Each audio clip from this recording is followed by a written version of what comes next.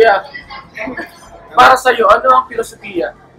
Kasi, di ba, yung ano ko, yung angat ko, di ba, nakuha ko na lahat. Yung inagpil ko na ano, di ba, napagado, meron pa akong tubig. Sabi, parity rin. Kuha ko na lahat. Naghangad ako na, di ba, sa 35 years ko, meron na milyon. Hindi ko na, di ba? Alright. Ano po filosofiya niyo sa buhay?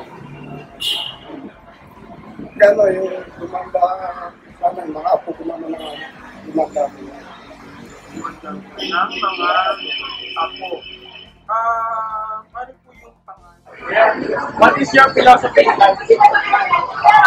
Philosophy in life is quite simple. Ang importante lang naman sa akin is, at the end of the day, what have I done that really matters? Kung ano ba yung malaga bang nagawa ko sa isang araw. Kasi you can't think about tomorrow if you can't even finish what you have to do for today in the present time. Maraming salamat po.